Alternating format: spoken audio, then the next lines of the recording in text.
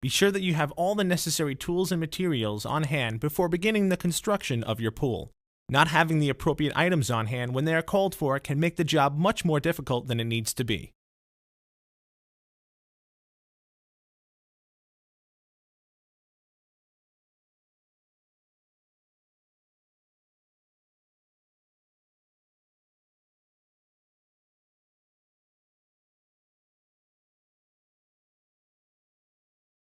If you have not already done so, separate the different kinds of hardware. This will make it easier to find the necessary pieces when they are called for, and help you to become familiar with the different types of hardware you will be using during the assembly of your pool.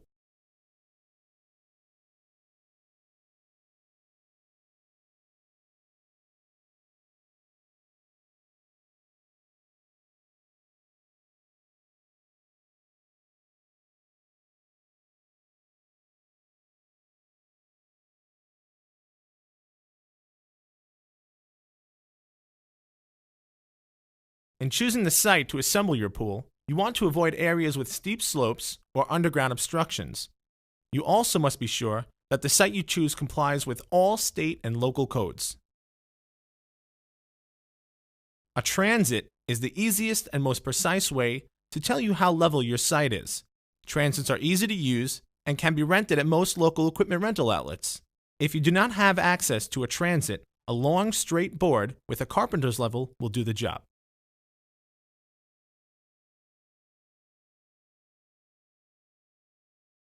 Once you have determined exactly where your pool will be going, remove all of the sod from inside that area. The pool cannot be installed on top of any grass. A great tool for removing sod quickly and neatly is a sod cutter. This is also a tool that can be rented at a local equipment rental center, and you can be taught easily how to use it in a matter of minutes. If you do not have a sod cutter, this can be done manually by using a shovel. It is important that you dig down the high areas and do not build up the low areas. Building up the low areas will cause the pool to settle and possibly cause major problems down the road. The entire area should be within 1 inch of being perfectly level before proceeding to the next step. Measure off from the ends of your site and stake off the center point for your pool.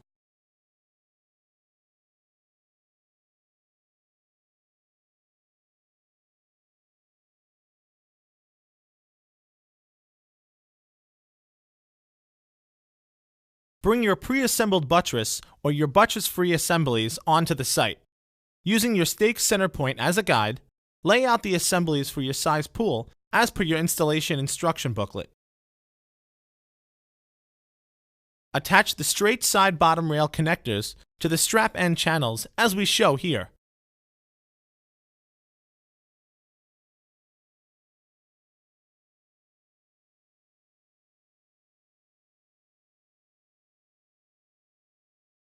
There are 2 different size straps packed with each pool. Each strap is marked with a part number and the length. Consult your instruction booklet to make sure you are using the correct size and quantities of strap sections for your pool. Assemble straps using 1/2 inch long bolts and nuts. Make sure they are as tight as possible using hand tools.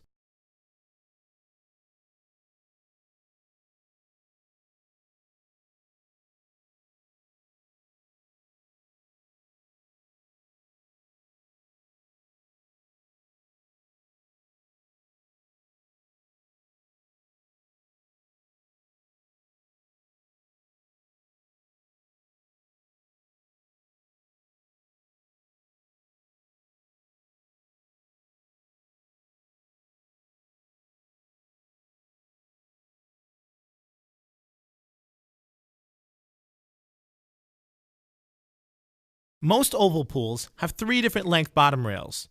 They're color-coded by length on one end. The corner bottom rails are used on most size ovals as a transition piece from the straight sides to the curved sides. The straight side bottom rails are used between each of the straight side upright assemblies. The curved side bottom rails are the longest ones, and they are used to form the curved sides of your pool. Please be aware that some pools use resin bottom rails instead of the metal rails. Be sure you are using the correct bottom rails and not the stabilizer rails. Most stabilizer rails for the curved sides have a male and female end, so they are crimped on one side. These rails are also smaller in size than the bottom rails are. There are a few different kinds of bottom plates that we use. The most common is the metal bottom plate. Some pools use a resin bottom plate. Here is an example. Others will use a resin bottom cuff. Here is an example. Assemble your bottom track by sliding the bottom rail into the bottom plate up to the dimple on the plate. This is done exactly the same way for pools with resin bottom plates and rails. Resin bottom cuff pools are also done in the same fashion. Most oval pools have 4 different length stabilizer rails. The stabilizers are the rails with the smaller profile, and they are usually unpainted. These rails will also be color-coded by size. Do not use these rails on the bottom of the pool.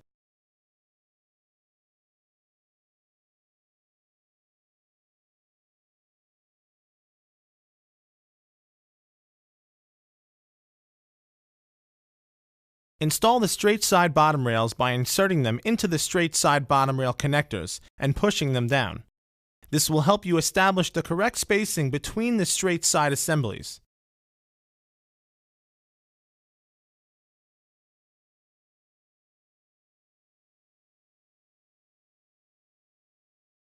In order to make sure the straight side uprights are parallel with each other, we measure the distance from the house to each upright, making sure each measurement is the same.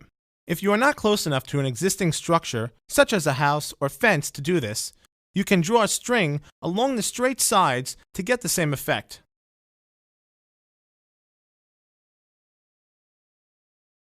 Each of the strap end channels should be sitting 42 inches on center from the channel or channels next to it. Measure from the first straight side upright on one side to the last straight side upright on the opposite side. Then measure the 2 opposite uprights. The measurements should be identical.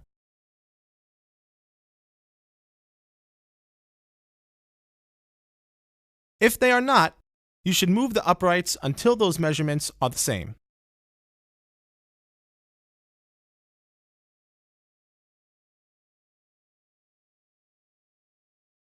Once you are confident that everything is laid out properly, check the site again to see how level it is.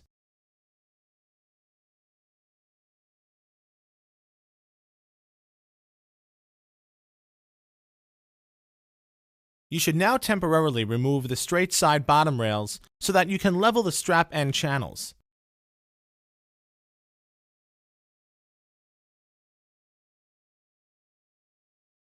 Mark the area around the strap end channel so that you know where to dig.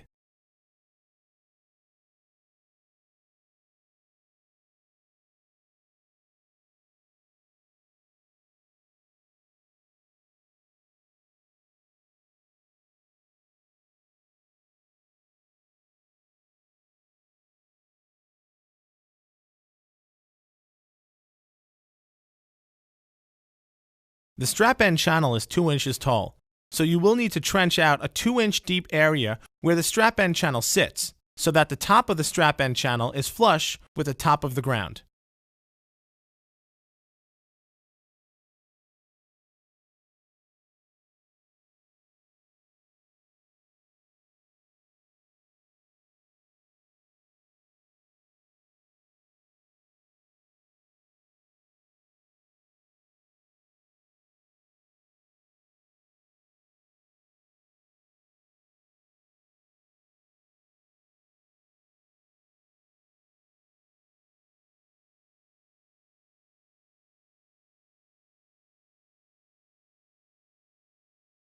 Place the oval upright assembly into the trench.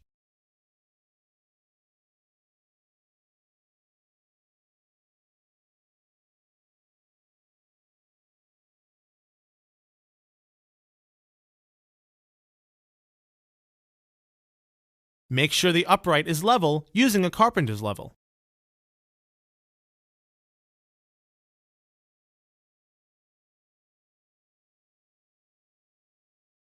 Repeat this process for all assemblies.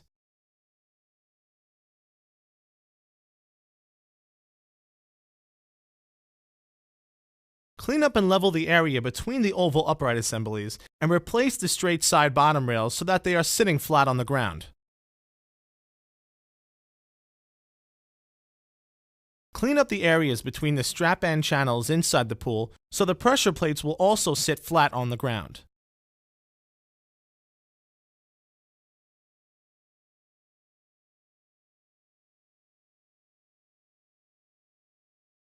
Lay out the pressure plates so that the holes in the center of each plate line up with the holes in the center of each strap end channel.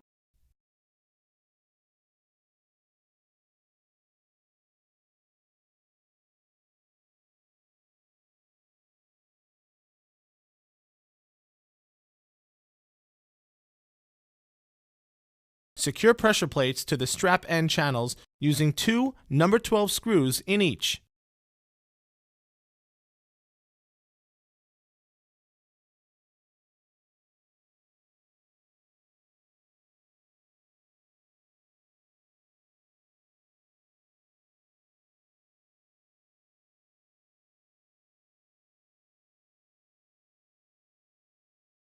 Connect the pressure plates to each other using 3 number 12 screws at each point that the plates overlap each other.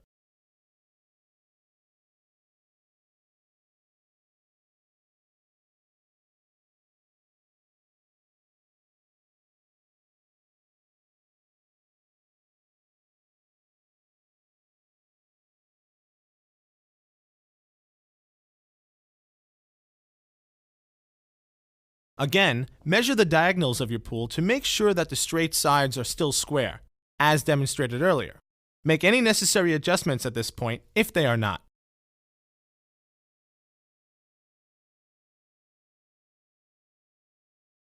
Place a patio block under the outside end of the strap end channel. Make sure that the block is level in all directions so that the channel sits flat on the block. Recheck that the oval upright is still level.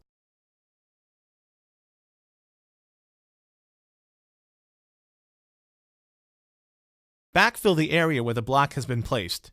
You should completely cover the strap end channel outside of the pool.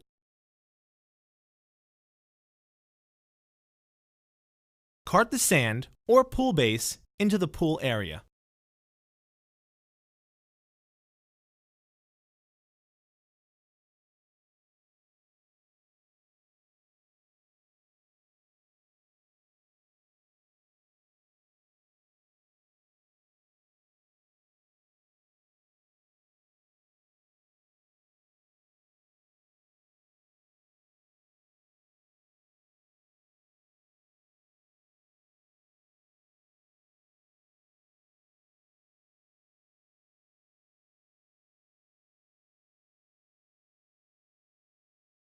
Thoroughly pack the sand or base into the trenches. Be sure to completely fill in the areas under the pressure plates to avoid getting sinkholes after the pool is filled with water.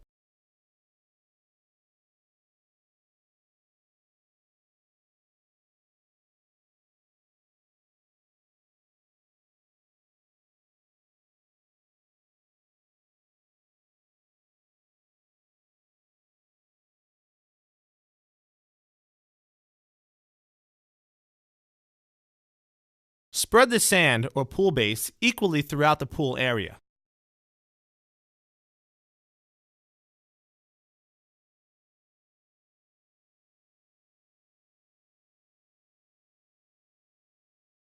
Check the measurement from the first straight side upright to one of the curved side bottom plates or cuffs.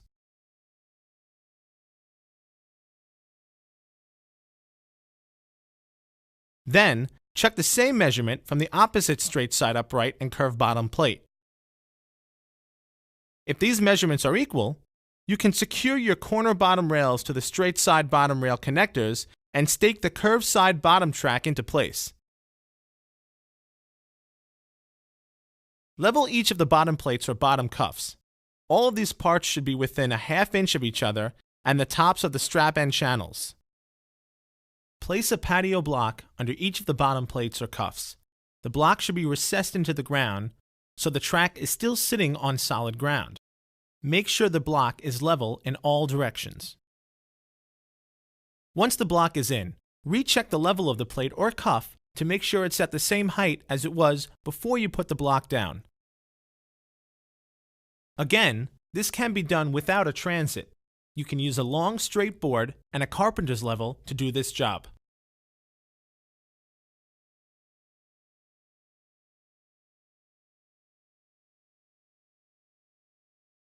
We recommend using landscaping stakes with C-clamps around the pool area to help hold the wall during the installation.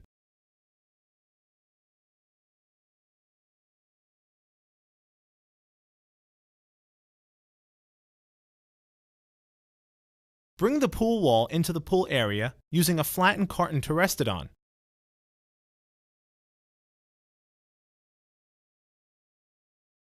Make sure the skimmer cutout is on the top portion of the wall.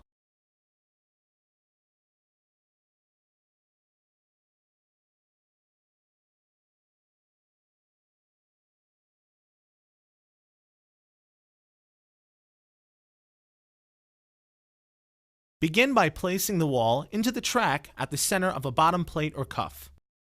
Continue inserting the wall into the track around the pool, clamping it as you go.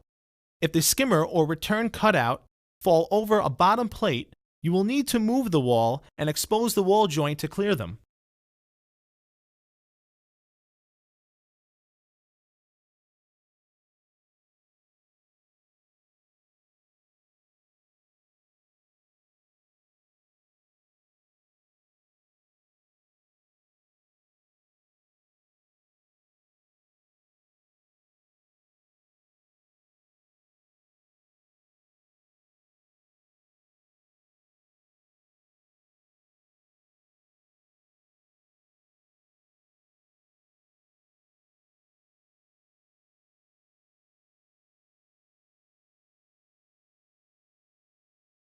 If you get to the end and the wall does not properly line up, you can pull the wall back and move the curb side bottom rails in or out of the bottom plates or cuffs to get the necessary adjustment.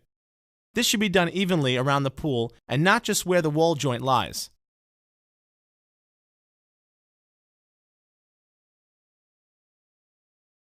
If your pool has a single row of wall bars, they will be pre-attached with rivets. Simply line up the two sections so that the aluminum wall bars do not touch each other. Secure using the wall bolts and nuts. You must have a bolt in every hole or your pool will break. All nuts should be as tight as possible using hand tools.